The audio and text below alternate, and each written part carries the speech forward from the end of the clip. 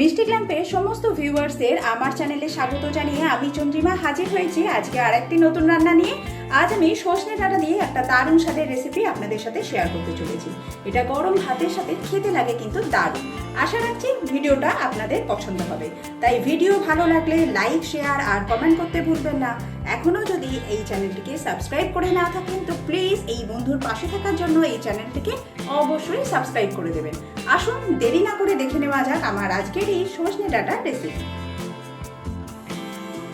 সজনে ডাঁটার এই রেসিপিটা বানাবার জন্য এখানে আমি বেশ কিছু সজনে ডাঁটাকে কেটে রেডি করে নিয়েছি, আর এখানে নিয়েছি সরু এরকম লম্বা করে কেটে নেওয়া কিছু আলু। রান্না শুরু করার আগে একটা মশলা পেস্ট বানিয়ে নেব।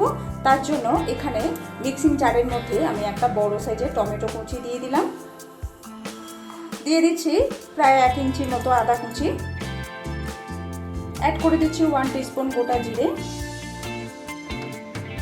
এবার এর মধ্যে 1.5 টিস্পুন সাদা তিল অ্যাড করে দেব।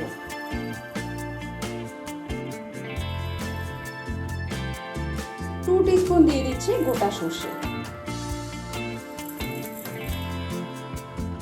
4টে গোটা কাঁচা লঙ্কা দিয়ে দিলাম। জল অ্যাড করে এটার একটা মিহি পেস্ট বানিয়ে নেব। রান্নাটা করার জন্য আমি সর্ষের তেল দিয়ে দিলাম কড়ার মধ্যে। তেল গরম হয়ে গেলে এর মধ্যে কালো জিরে দিয়ে দিচ্ছি। এবার এর মধ্যে কেটে রাখা আলু অ্যাড করে দেব।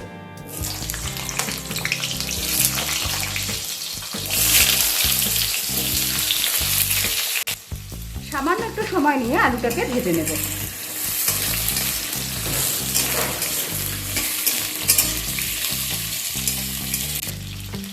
আলুটা হালকা করে ভেজে নেওয়া হয়ে গেলে এর মধ্যে আমি কেটে রাখা ডাঁটা অ্যাড করে দিচ্ছি। আলু আর ডাঁটার মধ্যে যাতে নুন ঢুকে তাই এই সময় আমি এতে পরিমাণ মতো নুনটাকে দিয়ে দিলাম। এবার ডাঁটা আর আলু একসাথে আরও প্রায় মিনিট 2 সময় নিয়ে ভেজে নেব।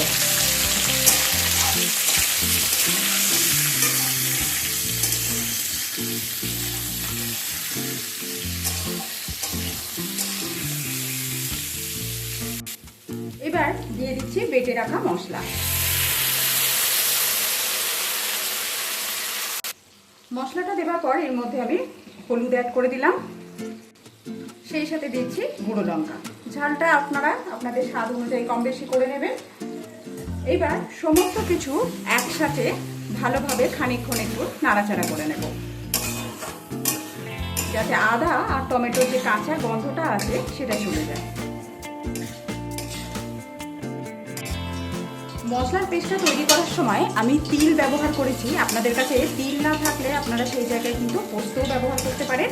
সমস্ত মশলাটা সুন্দরভাবে ভেজে নেওয়া হয়ে গেছে। এবার এর মধ্যে আমি মিক্সির গায়ে লেগে থাকা মশলা ধুয়ে সামান্য পরিমাণ জল অ্যাড করে দিচ্ছি।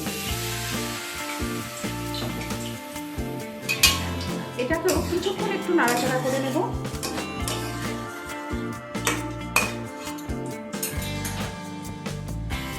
এবার দিয়ে দিচ্ছি জল।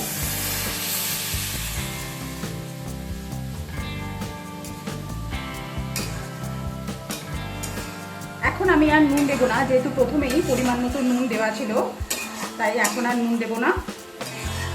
এটা একটু মাখা মাখা হয়, তাই খুব বেশি জলের ব্যবহার করবো না এই রেসিপিটাতে। এবার এটাকে কভার করে দিয়ে রান্না করে নেব। কিছুক্ষণ চাপা দিয়ে রান্না করার পর যখন ডাঁটা এবং আলু ঠিকঠাক কুক হয়ে যাবে সেই সময় আমি গ্যাসের ফ্লেমটাকে অফ করে দেবো। আমার আজকের ডাঁটার রেসিপি একদম রেডি।